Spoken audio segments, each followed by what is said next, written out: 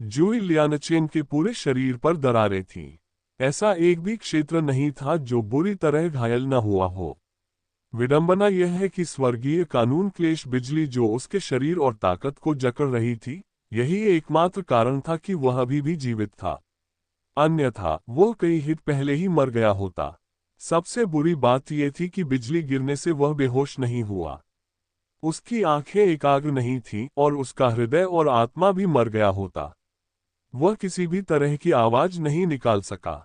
यहां तक कि शर्मनाक शब्द आत्मसमर्पण बोलना भी उसके लिए एक विलासिता थी। अभी उसकी एकमात्र इच्छा ये थी कि वह तुरंत बेहोश हो जाए ताकि अपमान बंद हो जाए और वह जाग जाए और उसे पता चले कि यह सब सिर्फ एक दुर्स्वप्न था। झाई लियानचेन युनचे की आवाज उसकी आत्मा में गूंजी और उसे ये शैतान की फुसफुसाहट से भी 1 अरब गुना बदतर लगी। अगली बार बोलते समय बहुत सावधान रहें। आप भाग्यशाली हैं कि मैं एक शांत स्वभाव वाला क्षमाशील व्यक्ति हूँ। अन्यथा आपका सिर सदियों पहले तरबूज की तरह फट गया होता और आपको कभी भी किंवदंती बनने का मौका नहीं मिला होता। झाई लियानचेन के शरीर को ढकने वाली स्वर्गीय कानून क्लेश बिजली अंततः फीकी पड़ गई और अत्यधिक दर्द तुरंत उसकी इंद्रियों में भर गया। हालांकि यह उसके दिल में शर्म और नफरत का 10 लाखवां हिस्सा भी नहीं था। वह अंततः अपने होंठ हिला सका, लेकिन वह केवल मछली की तरह इसे खोलने और बंद करने में कामयाब रहा। कुछ समय बाद वो पूरी तरह से बेहोश हो गया। युनचे ने उसे खून से लथपथ झाई किक्सी की ओर लात मारी और संप्रदाय के स्वामी ने जल्दी से उसे दोनों हाथों से पकड़ लिया। हालांकि इससे पहले कि वह अपनी चोटों का निरीक्षण कर पाता, युनचे ने सहजता से बीच में टोकते हुए कहा, आपको अब परिणाम की घोषणा करनी चाहिए, बोल्ड प्रोफाउंड सेक्ट मास्टर। झाई किक्सी ने अपना सिर उठाया और काफी देर तक युनचे को घूरता रहा। वह जानता था कि उसका बेटा उसके जीवन की सबसे गौरवपूर्ण उपलब्धि खत्म हो चुका है। आज जो हुआ उसे कभी भुलाया नहीं जा सकेगा। जब भी कोई उसे देखता या उसका जिक्र करता तो सबसे पहले जो बात दिमाग में आती वह आज की घटना होती। झाई लियानचेन पौराणिक शाश्वत शुद्ध भूमि को खोज सकता था और स्वयं रसातल को बचा सकता था, और शर्म का ये शाश्वत बिल्ला उसे समय के अंत तक परेशान करता रहेगा। ये कितनी क्रूर और क्रूर सजा थी। हालांकि झाई किक्सी मूर्ख नहीं थी। उनके शुद्ध क्रोध के साथ उतना ही शुद्ध भय भी था। तथ्य यह है कि युनचे ने अपने बेटे को दंडित करने के लिए इतनी दूर तक कदम उठाया। इसका मतलब यह था कि वह वास्तव में बोल्ड गहन संप्रदाय के प्रति कोई सम्मान नहीं रखता था। वास्तव में वह एबिसल नाइट से भी नहीं डरता था। एक और बात जिसने उसे डरा दिया वह ये थी कि युनचे एक दिव्य संप्रभु के रूप में कितना शक्तिशाली था। पृथ्वी पर यह आदमी कौन था जिसने खुद को युनचे कहा? किस तरह की पृष्ठभूमि ऐसे भयानक आदमी का पोषण कर सकती है?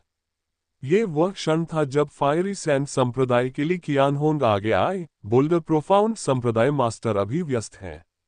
मैं उनकी ओर से घोषणा करूंगा। किलिन रसातल क्षेत्र की पहली लड़ाई 1000 ब्लेड संप्रदाय के अंतिम स्थान पर, बोल्डर गहन संप्रदाय दूसरे स्थान पर और हेलियन साम्राज्य पहले स्थान पर समाप्त होती है।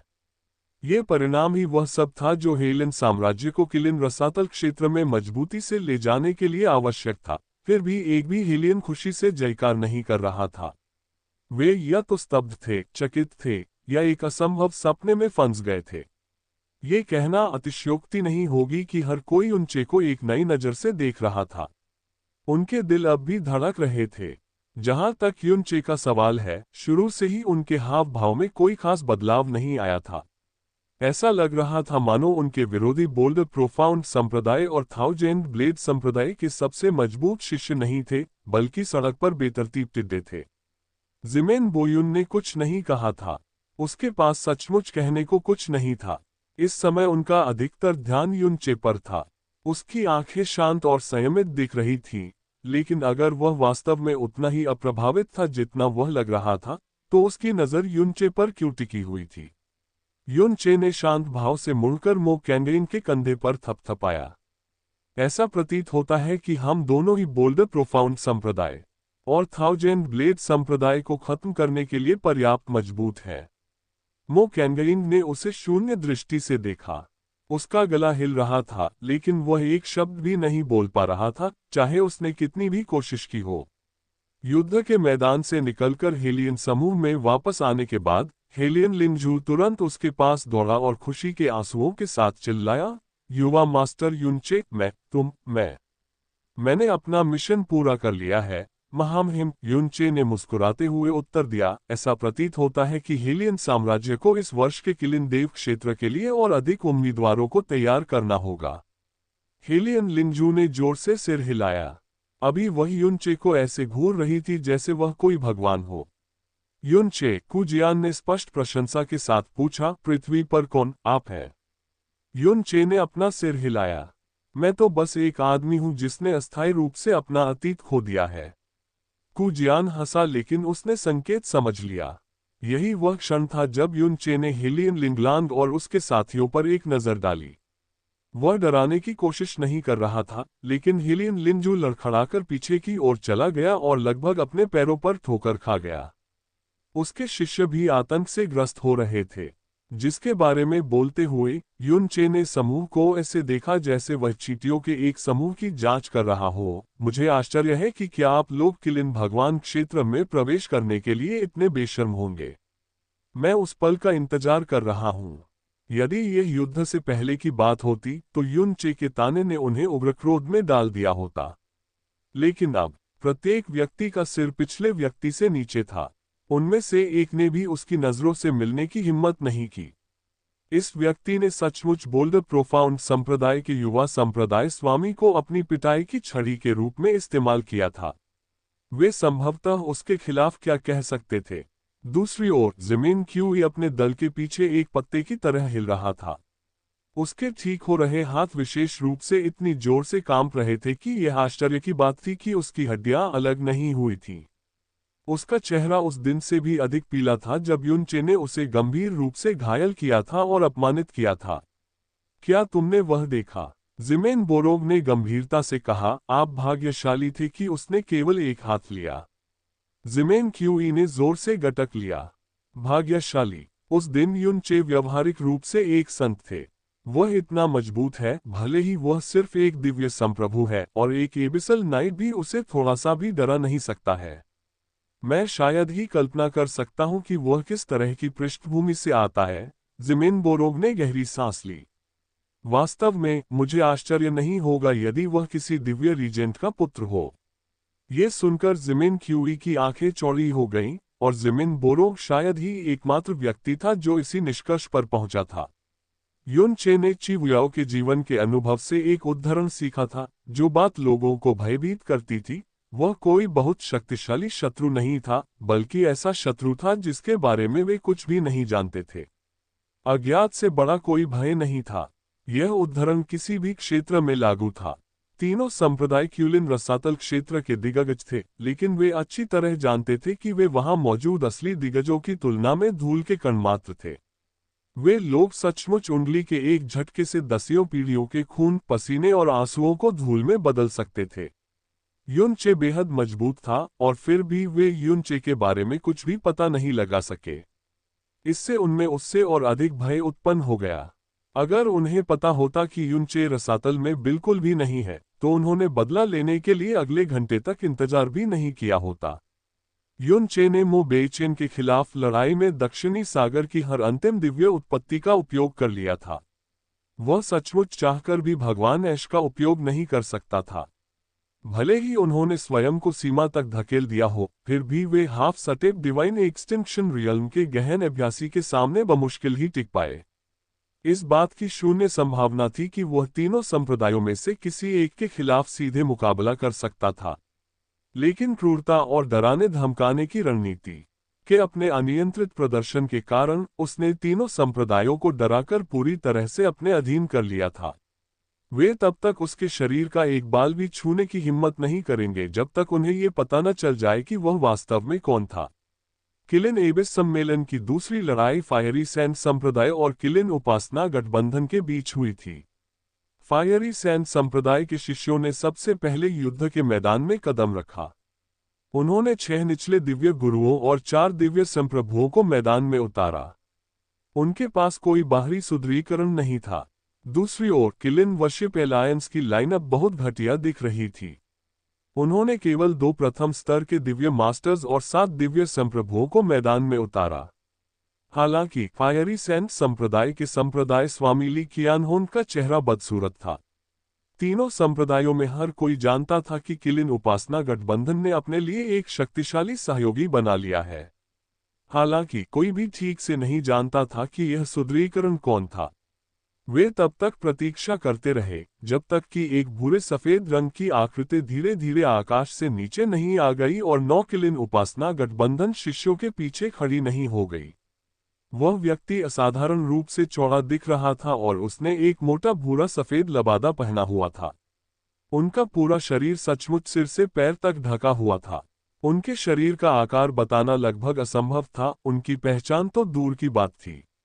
भूरे सफेद रंग का ये वस्त्र सबसे मोटे और साधारण कपड़े से बना हुआ प्रतीत होता था।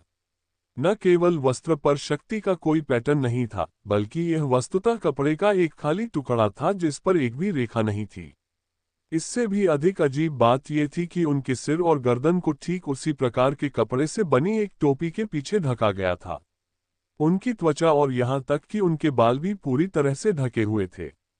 स्पष्टतः ये व्यक्ति अपनी पहचान किसी के सामने प्रकट नहीं करना चाहता था, कम से कम किलिन रसातल क्षेत्र में तो नहीं। वास्तव में उनकी उपस्थिति इतनी कमजोर थी कि बहुत कम लोगों को उनके प्रकट होने से पहले उनके अस्तित्व का पता चला। लेकिन अब जब उन्होंने खुद को दिखा दिया था तो उनसे दूर देखना असंभव था।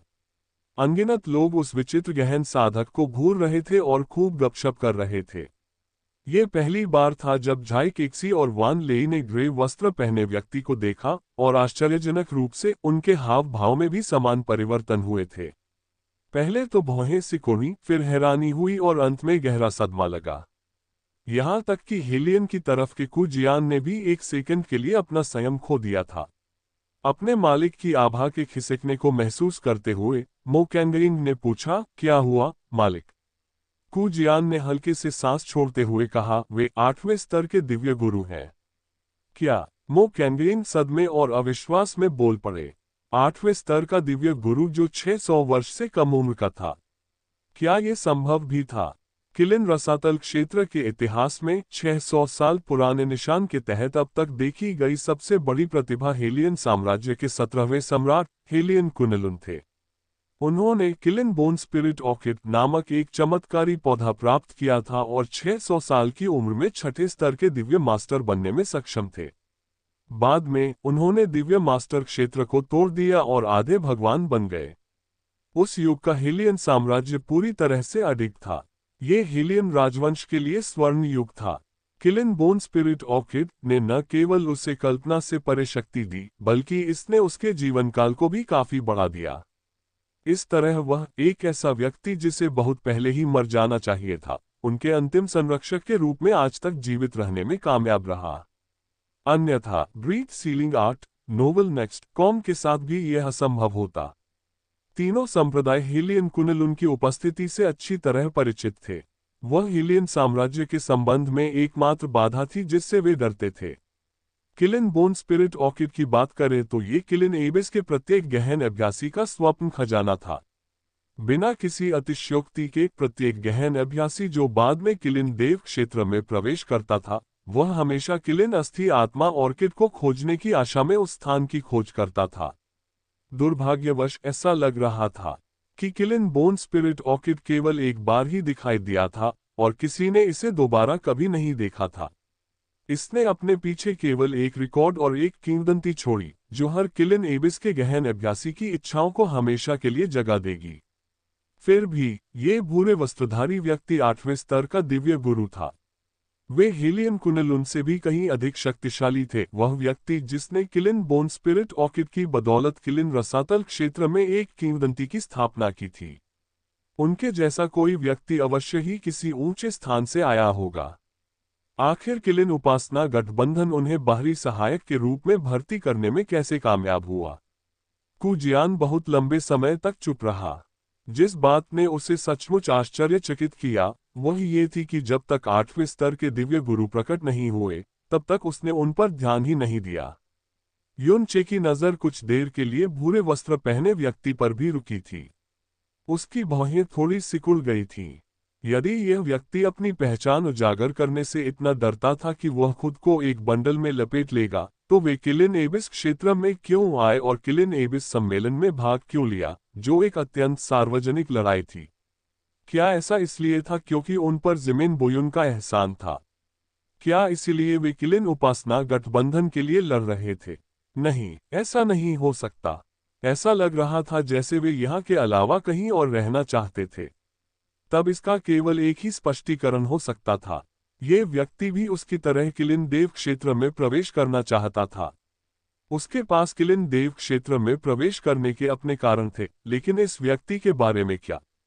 वह उनसे पृथ्वी आधारित शक्ति का एक टुकड़ा भी महसूस नहीं कर सका।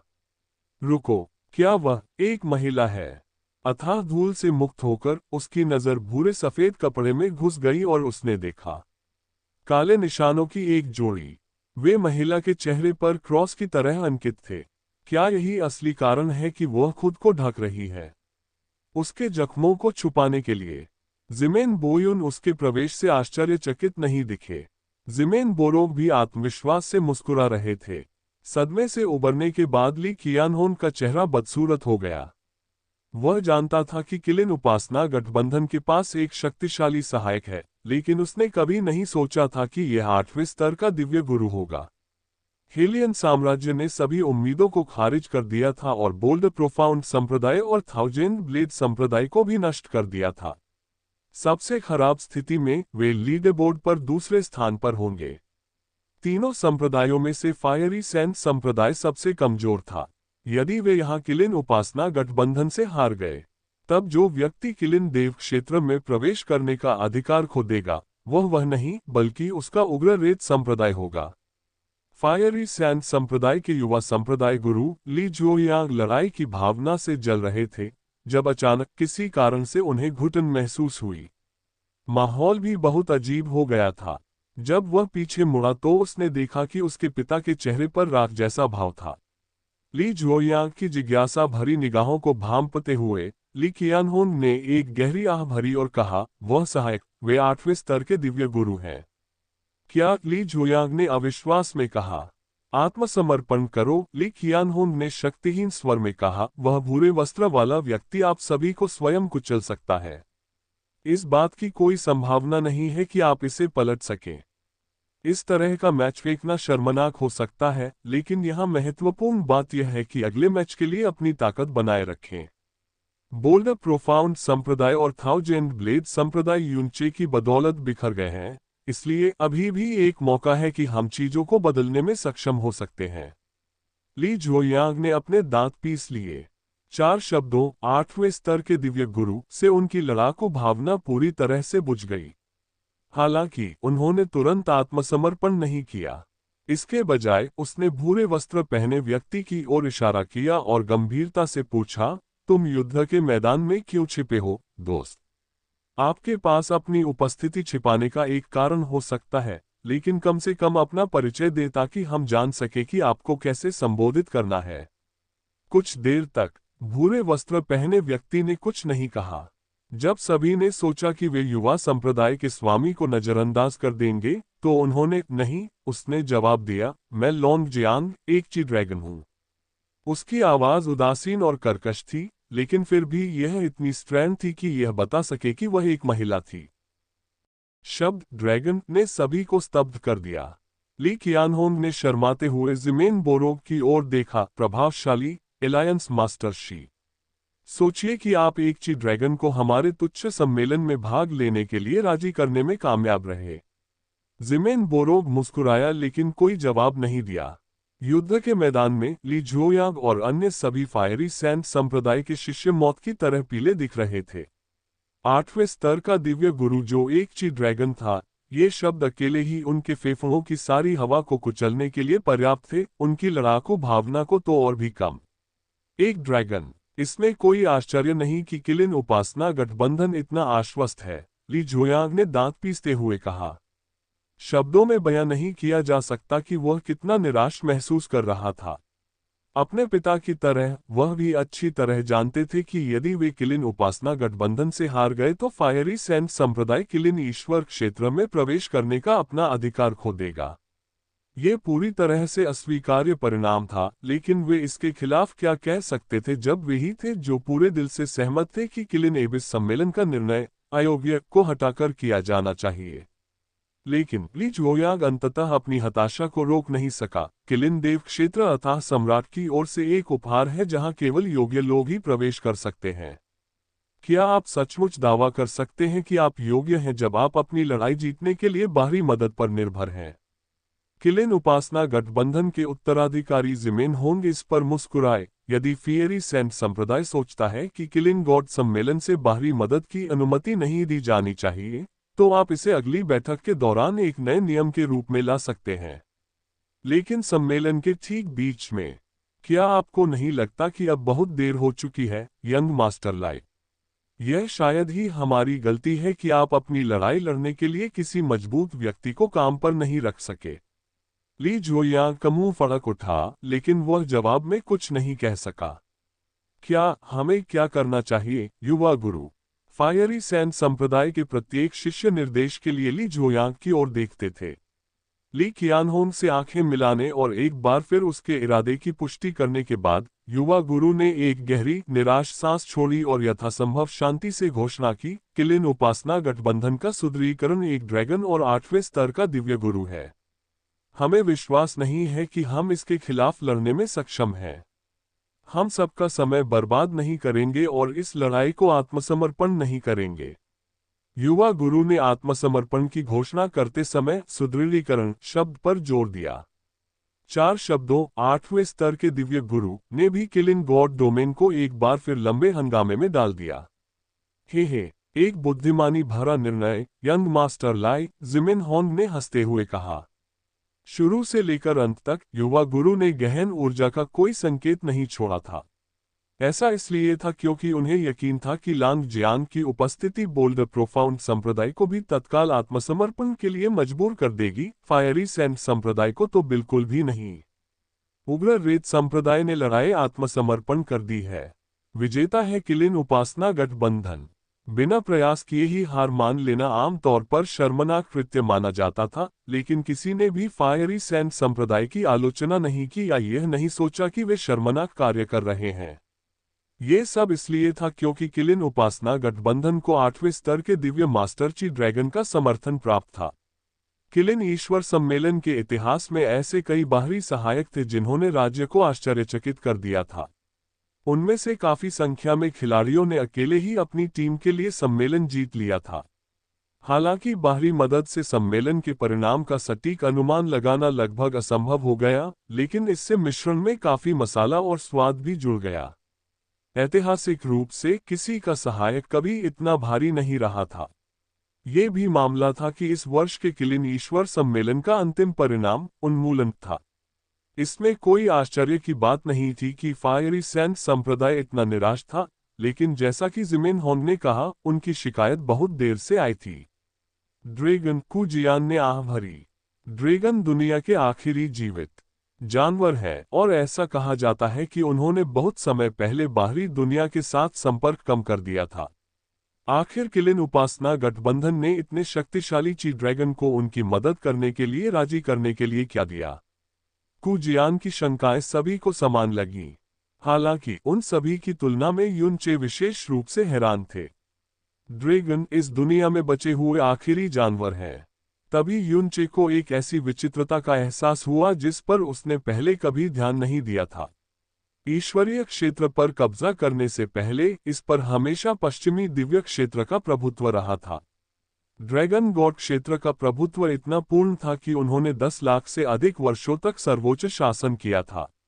इतना ही नहीं, बल्कि पश्चिमी दिव्य क्षेत्र में 6 सबसे मजबूत राजा क्षेत्र थे: ड्रैगन गॉड क्षेत्र, किलिन क्षेत्र, ब्लू ड्रैगन क्षेत्र, सम्राटची क्षेत्र, असंख्य अभिव्यक्ति क्षेत्र और हुई ड्रैगन क्षेत्र। वे सभी जानवर थे। इसके विपरीत रसातल पर शासन करने वाले परमेश्वर के सभी 6 राज्य मनुष्यों द्वारा बसाए गए थे, और यहाँ तक कि रसातल सम्राट और 4 महायाजक भी मनुष्य थे। ड्रैगन का शरीर, प्रतिभा और जीवनकाल मनुष्यों से कहीं अधिक था। यही कारण है कि वे आदिम अराजकता के सभी प्राणियों के निर्विवाद स्वामी थे। जब तक कि वे प्रकट नहीं हुए, तो रसातल में कोई जानवर क्यों नहीं थे। अचानक युनचे को याद आया कि किलिन देव क्षेत्र में रहने वाला किलिन रसातल में अंतिम किलिन था। ड्रैगन के बाद किलिन सबसे मजबूत जानवर थे और फिर भी उनका पतन तब तक हुआ जब तक कि उनमें से केवल एक ही इस दुनिया में नहीं रह गया। ये कैसे संभव हुआ? चाहे वह ड्रैगन हो या किलिन, उनका संविधान समान स्तर पर मनुष्यों से कहीं बेहतर होना चाहिए। तार्किक रूप से कहें तो उन्हें अथाह धूल के प्रति भी कहीं अधिक प्रतिरोधी होना चाहिए। तो क्यों? अपनी शंकाओं के बावजूद युनचे ने अपने प्रश्न नहीं उठाए। ये बात रसातल में आम बात होनी चाहिए और अब ये पूछना उसके मन में अनावश्यक संदेह पैदा करेगा। उसने हेलियन लिंगजू को तिरछी नजर से देखा। वहां एक पूर्णतया इच्छुक और बिना किसी संदेह वाला उम्मीदवार था जिससे वह बाद में पूछ सकता था। किलिंग गॉड कॉन्फ्रेंस की दूसरी लड़ाई का फैसला बिना किसी लड़ाई के हो गया था।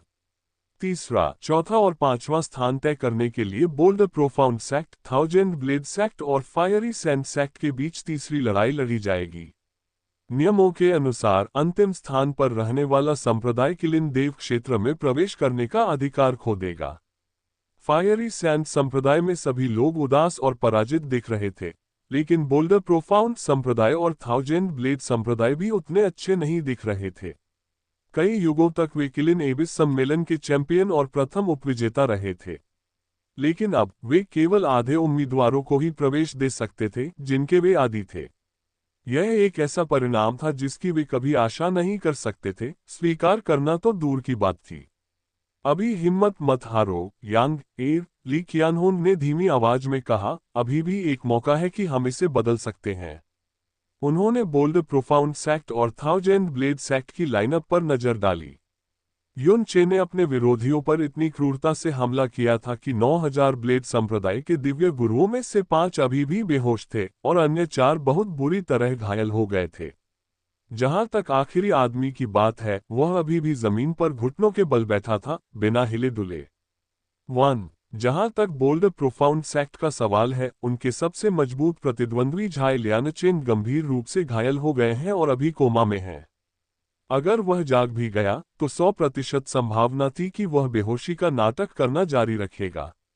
अन्य 9 प्रतिभागियों को केवल मामूली चोटें आई, लेकिन वे सभी ऐसे लग रहे थे जैसे वे अभी अभी कोई युद्ध हारे हों। यह अत्यधिक संदिग्ध था कि वे अच्छी लड़ाई लड़ पाएंगे। मैं समझता हूं, ली जुयांग ने अपनी मुट्ठियां कसकर बंद की और सिर हिलाया। लेकिन जैसे ही फायरी सैंड संप्रदाय अपनी लड़ाकू भावना को पुनः प्रज्वलित करने के लिए अपना सर्वश्रेष्ठ प्रयास कर रहा था, थाउजेंड ब्लेड संप्रदाय के संप्रदाय मास्टर वान लेई ने घोषणा की, संप्रदाय मास्टर झाए और संप्रदाय मास्टर ली, हमारे शिष्य पहली लड़ाई में गंभीर रूप से घायल हो गए हैं। यदि हम अगली लड़ाई में तुरंत भाग ले तो ये हमारे और बोल्ड प्रोफाउंड संप्रदाय के प्रति बहुत अनुचित होगा।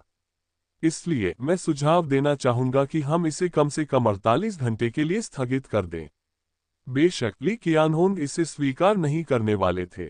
वह भड़क उठा, तुम्हारे शिष्य चोटें उनकी अपनी ताकत की कमी का परिणाम है। आप इसे किलिन ईश्वर सम्मेलन को स्थगित करने के बहाने के रूप में कैसे उपयोग कर सकते हैं? क्या तुम्हें कोई शर्म नहीं है, वान लेई? उनके संप्रदाय का अस्तित्व और भविष्य दांव पर था। केवल एक मूर्ख ही अपने गठबंधन और दोस्ती को इससे ऊपर रखेगा।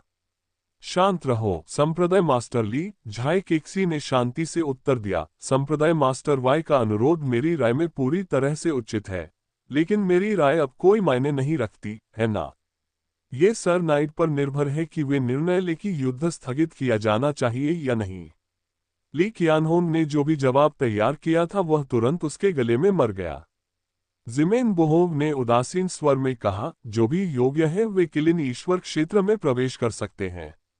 इस तरह की अनुचित लड़ाई को प्रदर्शित करना केवल एबिसल सम्राट को निराश करेगा। उनके शब्दों ने फियरी सैंड संप्रदाय के सभी लोगों की आशा की रोशनी को तुरंत बुझा दिया। दूसरी ओर बोल्ड प्रोफाउंड संप्रदाय और थाउजेंड ब्लेड संप्रदाय ने राहत की एक छोटी सी सांस ली। Bold profound sect, thousand blade sect और फायरी सेक्ट के बीच लड़ाई 24 घंटे के लिए स्थगित कर दी जाएगी, इससे अधिक नहीं। इस अवधि के दौरान आप कितना ठीक हो सकते हैं यह आप पर निर्भर है। हालांकि जिमेन बोयुन का काम पूरा नहीं हुआ था। उनकी दृष्टि और स्वर बदल गया जब उन्होंने घोषणा की, हालांकि निष्पक्षता के लिए तीनों संप्रदायों के बीच लड़ाई स्थगित कर दी जानी चाहिए, लेकिन हेलियन साम्राज्य और किलिन उपासना गठबंधन दोनों लगभग सही स्थिति में हैं। इसलिए पहले स्थान के लिए लड़ाई अब आगे बढ़ सकती है। ज़िमेन बोरोग ने बिना किसी हिचकिचाहट के उत्तर दिया, किलिन वर्शिप एलायंस को इस व्यवस्था से कोई समस्या नहीं है, सर नाइट। जब हेलियन लिंगजू ने युन चे की ओर देखा तो उसने सिर हिलाया। इसलिए पहली राजकुमारी आगे बढ़ी और घोषणा की, हेलियन साम्राज्य को भी कोई आपत्ति नहीं है। अच्छा, ज़िमेन बोयुन ने सिर हिलाया। यही वह क्षण था जब उसकी आंखें छिपी हुई चालाकी से टिमटिमा रही थीं। हालांकि मेरा मानना है कि इसे 10 बनाम 2 करने की कोई आवश्यकता नहीं है। जीत तय करने के लिए एक बनाम एक ही काफी होगा। क्या आप सहमत नहीं हैं? सभी को लगा कि उनका सुझाव उचित था। आमतौर पर किलिन गॉड कॉन्फ्रेंस किलिन रसातल क्षेत्र के महानतम युवा प्रतिभाओं के बीच एक लड़ाई थी। चूंकि उनमें से अधिकांश एक ही स्तर पर थे, इसलिए प्रत्येक व्यक्ति की ताकत ने समूह युद्ध में एक बड़ी भूमिका निभाई। लेकिन यदि प्रतिभागियों में से एक इतना शक्तिशाली था कि वह अकेले ही अपने विरोधियों को कुचल सकता था, युनचे, जिसने बोल्डर प्रोफाउंड संप्रदाय और थाउजेंड ब्लेड संप्रदाय दोनों को अकेले ही कुचल दिया था, और लोंग जियांग, जिसने फायरी सैंड संप्रदाय को बिना लड़े आत्मसमर्पण करने के लिए मजबूर कर दिया था, तो दूसरों को युद्ध के मैदान में कदम रखने की अनुमति देने का कोई मतलब नहीं था। इसका परिणाम केवल व्यर्थ की चोटें ही होंगी। सभी की निगाहें तुरंत लोंग जियांग और युन चे पर केंद्रित हो गईं। सर नाइट का सुझाव बहुत उचित है, ज़िमेन बोरोग ने उत्तर दिया। इस सुझाव को ठुकराना पागलपन होगा। फिर उसने लोंग जियांग की ओर देखा और एक सम्मानजनक और यहां तक कि आज्ञाकारी स्वर अपनाया। आप क्या सोचते हैं, आदरणीय ड्रैगन? लोंग जियांग ने कोई जवाब नहीं दिया। वास्तव में उसकी आभा इतनी दबी हुई थी कि उसके सबसे करीब खड़ा व्यक्ति भी इसे मुश्किल से महसूस कर सकता था। ज़िमेन बोरोग मुस्कुराए, आदरणीय ड्रैगन को बोलने का शौक नहीं है, लेकिन चूंकि उसने व्यवस्था पर आपत्ति नहीं जताई है, इसका मतलब है कि वह इससे सहमत है। अब क्या हेलियन साम्राज्य? युन चे अपने पैरों पर खड़ा हुआ और खुले में चला गया। मेरे पीछे 8 सड़े हुए समुद्री भोजन पहले से ही कल्पना से परे बदबूदार हैं, और मैं दूसरी तरफ के 9 छोटे फ्राइज को बाहर निकालने की जहमत भी नहीं उठा सकता।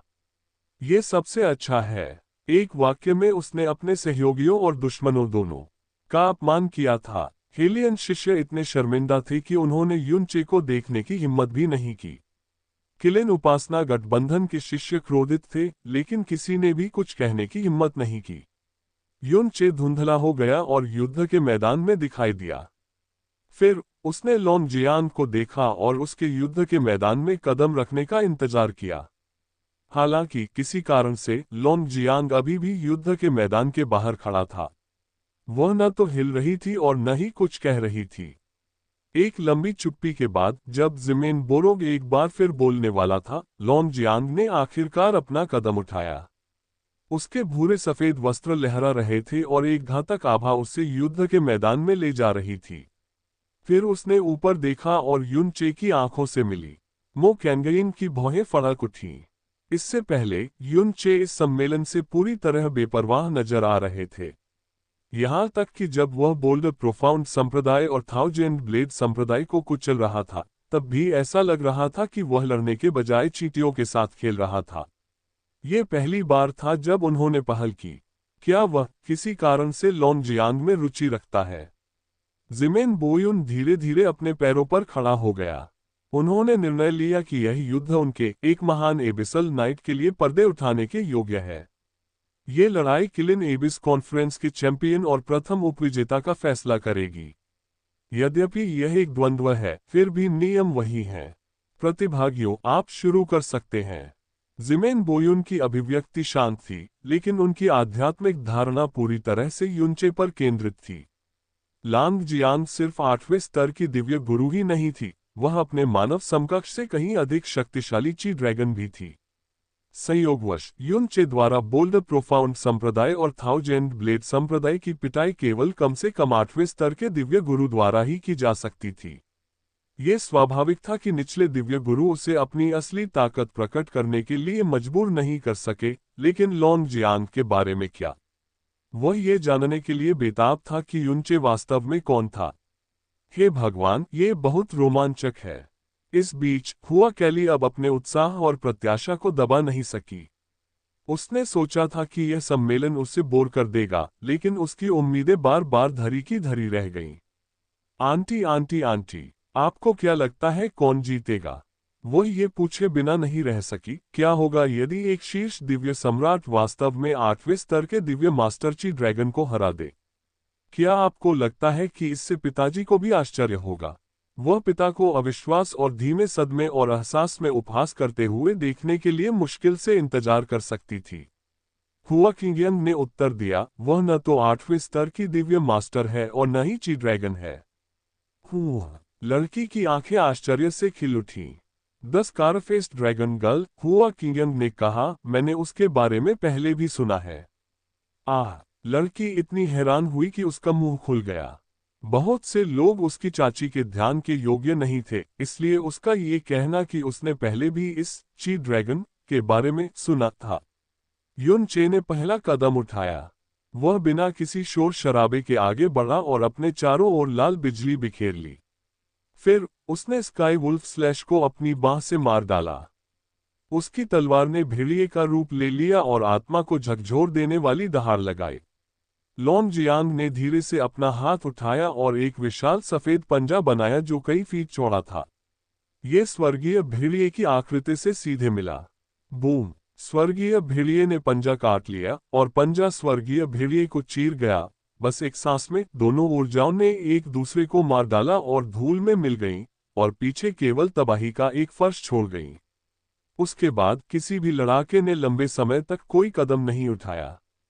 उनका पहला आदान प्रदान बहुत अनौपचारिक लग रहा था, लेकिन फिर भी यह 8वें स्तर के दिव्य गुरु की कठोर शक्ति थी। जब युद्ध का मैदान शांत हो गया तो सभी की धड़कनें भी रुक सी गईं।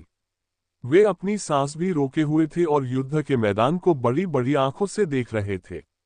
ऐसा इसलिए था क्योंकि एक सेकंड बाद युद्ध के मैदान में विनाशकारी स्तर की शक्ति उत्पन्न हो सकती थी। हेलियन लिंजू के नाखून उसकी हथेली में गहराई तक गड़े हुए थे। उसने ये भी नहीं देखा कि उसकी उंगलियां कुछ ज्यादा ही मुड़ी हुई थीं। उनका प्रतिद्वंद्वी ची ड्रैगन था। वह युनचे के लिए कैसे नहीं डर सकती थी। सभी को लगा कि यह जोड़ी अगले हमले के लिए अपनी ताकत जुटा रही है, लेकिन वे इससे ज्यादा गलत नहीं हो सकते थे। वे ध्वनि संचरण के माध्यम से एक दूसरे से बात कर रहे थे। मुझे पता था कि आप ची ड्रैगन नहीं थे, युनचे बोलने वाले पहले व्यक्ति थे। लॉन्ग जियांग कुछ सांसों तक चुप रही, लेकिन अंत में उसने जवाब दिया, मुझे विश्वास नहीं है कि हम एक दूसरे को जानते हैं। तुम्हें मेरा रहस्य क्यों उजागर करना चाहिए? मुझे आपका रहस्य उजागर करने में कोई दिलचस्पी नहीं है। यदि मैं होता तो मैं ध्वनि संचरण के माध्यम से आपसे बात नहीं कर रहा होता। युनचे ने उदासीनता से कहा, मैं वास्तव में जानना चाहता हूँ कि आप जैसे ड्रैगन को किलिन भगवान क्षेत्र में क्या आकर्षित करता है। आप क्या कहते हैं? आपको किलिन देव क्षेत्र की ओर क्या आकर्षित करता है? लांग जियांग ने जवाब दिया, आराम करो। आप जो भी खोज रहे हैं, मैं गारंटी देता हूं कि यह वह नहीं है जो मैं खोज रहा हूं। युनचे ने पूर्ण विश्वास के साथ घोषणा की। बेहतर होगा कि ऐसा न हो, लॉन्ग जियांग ने शांत भाव से उत्तर दिया। उसने युनचे के सवाल का जवाब नहीं दिया। उस पर और अधिक दबाव डालने के बजाय युनचे ने आगे कहा, किलिन उपासना गठबंधन को दूसरे स्थान पर रखा गया है और किलिन ईश्वर क्षेत्र में प्रवेश की गारंटी दी गई है। इसलिए आप पहले ही अपना उद्देश्य प्राप्त कर चुके हैं। जिमेन बोयुन स्पष्ट रूप से मेरे रहस्यों को उजागर करने के लिए आपका उपयोग कर रहा है, और मुझे यकीन है कि आप जैसे किसी व्यक्ति को एक उपकरण के रूप में उपयोग किए जाने में कोई दिलचस्पी नहीं है ना? इसके अलावा उसके होंठ एक मुस्कान में बदल गए जो आंख तक नहीं पहुंची। आप अपनी असली ताकत को उजागर नहीं करना चाहते हैं, है ना? ठीक आपके पास, लॉन्ग जियांग ने हमेशा की तरह शांत भाव से उत्तर दिया। ऐसा लग रहा था जैसे वह बिना किसी भावना के पैदा हुई हो। युनचे ने पूछा, तो क्या हमें इसे ड्रॉ के साथ समाप्त करना चाहिए? लॉन्ग जियांग ने उत्तर दिया, ये सबसे अच्छा होगा। उनकी आभा मेल खाती थी और वे एक ही समय में चलते थे। दर्शकों की हृदय गति आसमान छू गई, लेकिन उन्होंने जो देखा वह उनकी उम्मीदों से बिल्कुल मेल नहीं खाता था। युद्ध के मैदान के किनारे तक एक दूसरे को धकेलने से पहले दोनों एक दूसरे से हल्के से टकराए। वे ठीक उसी समय सीमा से बाहर चले गए जैसे यह एक कोरियोग्राफी थी, वर्चस्व की लड़ाई नहीं। इससे पहले कि भीड़ समझ पाती कि आखिर हुआ क्या था, युन चे ने घोषणा की, ऐसा लगता है कि यह मैच ड्रॉ है। चूंकि हम दोनों चैंपियन हैं, मेरा मानना है कि दोनों पक्षों को किलिंग गॉड रियल्म में 350 उम्मीदवारों को प्रवेश देने की अनुमति दी जानी चाहिए।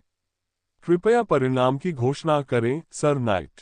~। जिमेन बोयुन एक सेकंड के लिए भी सांस नहीं ले सका। उसकी छाती में इतना दर्द था कि वह फट सकती थी। उसकी नजर खंजर की तरह युनचे पर पड़ी, लेकिन युवक का चेहरा एक झटके से भी नहीं हिला। ऐसा लग रहा था जैसे युनचे के लिए उसका अस्तित्व ही नहीं था। दूसरी ओर लॉन्ग जियांग ने मुड़कर भीड़ में कदम रखा। बहुत समय नहीं बीता था कि उसकी छवि और आभा पूरी तरह से गायब हो गई। ये ठीक है, जिमेन बोरोग ने जिमेन बोयुन को संदेश भेजा, किलिन भगवान क्षेत्र में प्रवेश करने के बाद हम हमेशा युनचे को देख सकते हैं।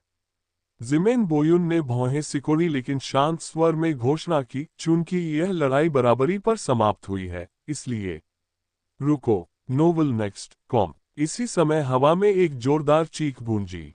जब सभी ने मुड़कर देखा तो उन्हें पता चला कि जिस व्यक्ति ने एबिसल नाइट को बाधित करने का साहस किया था, वह ली कियानहोंग था, जो फायरी सेंट संप्रदाय का संप्रदाय मास्टर था।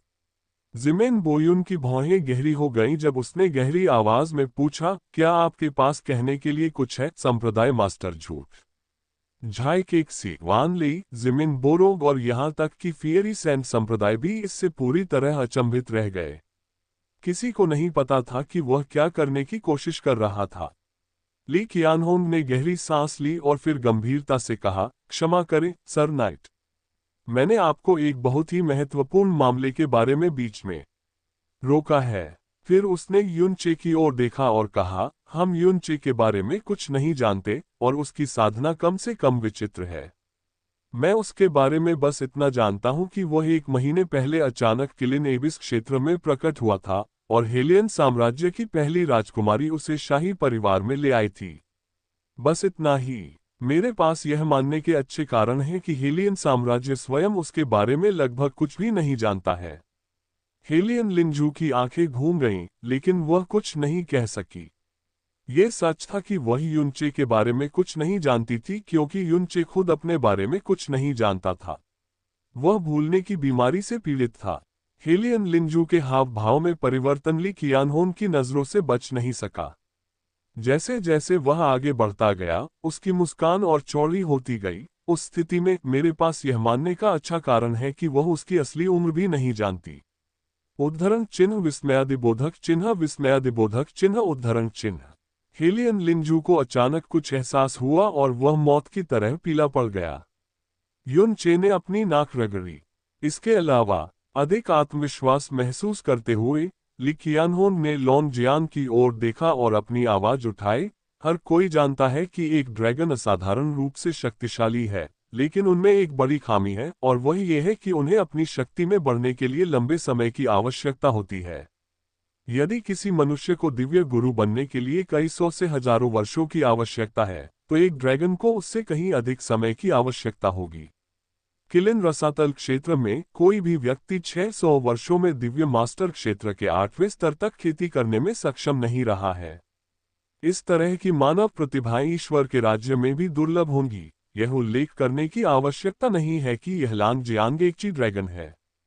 इसलिए अब तक ली कियानहोंग की आवाज इतनी तेज हो गई थी कि पूरा स्थान गूंज रहा था। मेरे पास यह मानने का अच्छा कारण है कि कोई भी उम्मीदवार 600 साल से कम उम्र का नहीं है। ये वह व्यक्ति है जिसकी गेंदें लियानचेन तलवार से कुचल गईं और वह फिर कभी खड़ा नहीं होगा। एक से अधिक तरीकों से